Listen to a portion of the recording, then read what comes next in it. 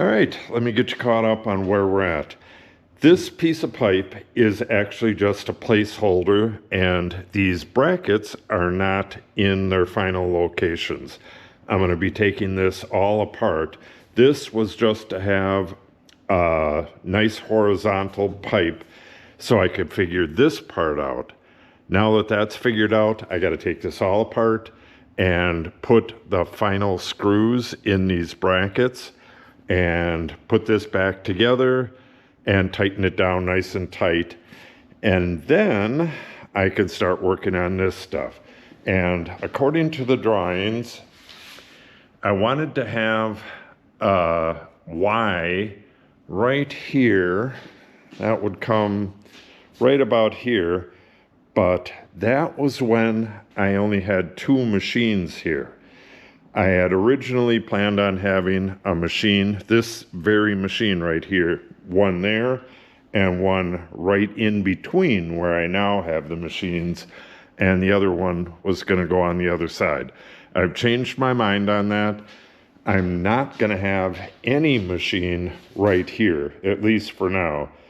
The machine that was going to go here is going to go here, and there'll be two machines right here instead of one here and one here. But anyway, back to this stuff. So, putting a Y right here, the hose would end up coming around the backside of the bandsaw, and I don't think I even need main dust collecting for the bandsaw. And if I do, I'm going to do it a different way. So let me show you this too. This is how that floor sweep comes out. It's going to have an elbow going down and then down to the floor sweep. But if I move the floor sweep over here, which is actually a better location for it, and let's see if I can grab this. And if I put the Y right here, I can go straight down to it, and then I can hit both of these machines with flex hose and plastic blast gates. So yeah, I'm gonna do that. And I originally wanted this back right where it is up against the conduit, but this is 3.5 inches off the wall. If I were to go straight down to this right about there, then I can clean back here. With this up tight against there and the bandsaw right here, it's gonna get full of little corners of plywood and all that stuff, like this stuff. I just swept up a big pile of that stuff, and it'll just fill up and be hard to get at. So I think we're gonna go out the 3.5 inches with that. The bench that's gonna be right here is about that far away from the wall. So there's never any time I'm gonna need to be right up against the wall here. That's gonna work out a lot better. So that just leaves me with the far end. We just have the pipe ending there, and then it can go to the mortiser if I can figure out like a jig or something. So this isn't super important, but what I'll do is pretty much just what I was gonna do. I will probably come out another 16 inches or so and then reduce it down to 4 inches, and then we have blast gates for that. So this will be reduced, this will be reduced, this will be reduced, and blast gates on all of them. Then this will come down and have this blast gate on it, Well, it'll probably be like that. That will be like that. Yeah, I think I got a plan. So let me get this stuff all fastened into place, and I will get back with you in just a second. Probably should have mentioned this before, but my main duct here, this 7-inch pipe, is 3.5 inches from the wall. This neck down right here, this is 6 inches. This is also 3.5 inches from the wall, so there's a slight turn to this Y. And then when we go down to 5 inches, this is also 3.5 inches from the wall.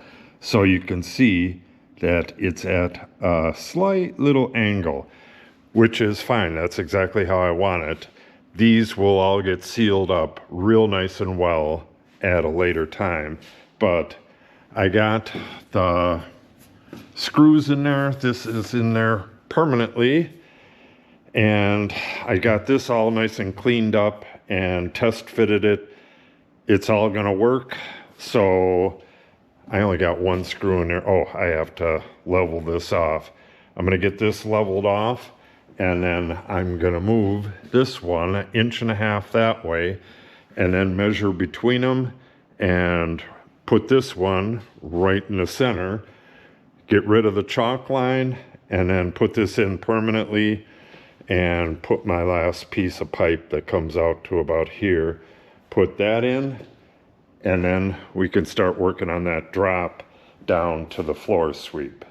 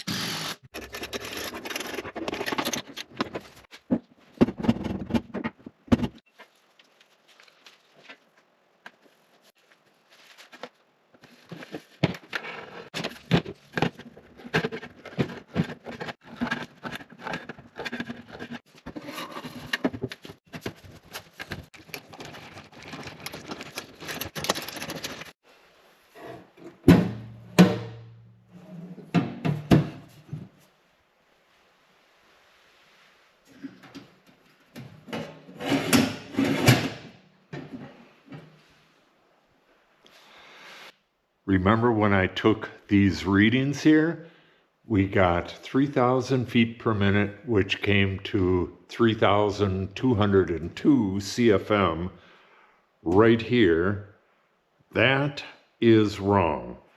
I forgot that one of these is pretty much always open because I didn't have anything else here. So the jointer was open,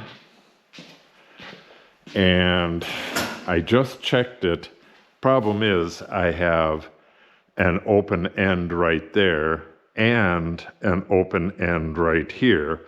So It's not a very good test, but I tested the feet per minute at this port right here with that still open, and after closing it, it was about 1,000 more feet per minute at that port. So this number is pretty low, which is a good thing.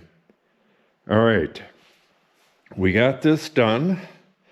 Nice and affixed to the floor. And got our little door there. I'm going to be putting magnets on the inside of this. I got to get a measurement there, and I'll put some strong neodymium magnets on there just to keep any screws or anything like that from flying up into here. Got the end capped, and that's pretty much it for that side for now. I didn't mention this, but I finished up on this run here on the dust extraction while I was putting that stuff in. I need to make another plug for that, but before I do that, we're going to get started on this duct run right here.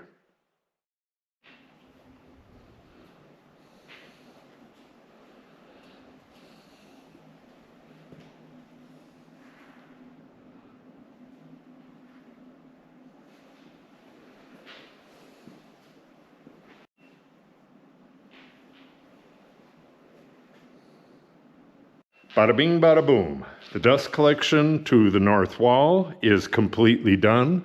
Over the last couple days, I caulked up all of the gores on these elbows, and I got my silicone tape on all of the joints.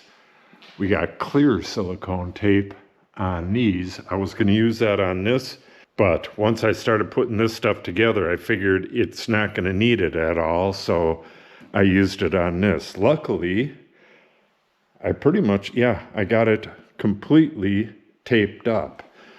So, for the most part, this is all just going to get capped. I wanted it done for later when I make jigs and stuff for the machines. Like this has no port. The dust or the chips come out the front. I don't know what I'll make for that. This one works pretty darn good with the dust extraction system, but I will likely make some jigs and stuff for this as well. I've made a ton of jigs for the drill press. I'll have to show those to you sometime. I think I still have a couple laying around, but I will be hooking the dust collection up to this, both the 2.5 inch and a 4 inch, but not for a while. So these are all going to be plugged, and then we're going to work our way down, and then there's the elbow, and the sanding table is going to go right here. And I believe that project will be coming up next week. I believe so. I'm going to take this out. I'll cap this as well, but I will be using a 4 inch hose for the workbench, which is right here, but not quite yet. So I'll just plug that up as well. Good, good, good. I need one more wooden plug for this, and then we'll go and test this. I have the rest of the stuff for it. So I can hook that up to here, hook this up to here, and I'll run a test at the very beginning. I'll run a test here, and then at every port. And I believe, that video will be next week. And then I'll start on my mock-up of the downdraft sanding table and workbench. It's going to be combined, at least for the mock-up. So that's going to be really cool. We're at 1,170 subscribers. If you're not subscribed yet, if you could do so, it'll help the channel out greatly.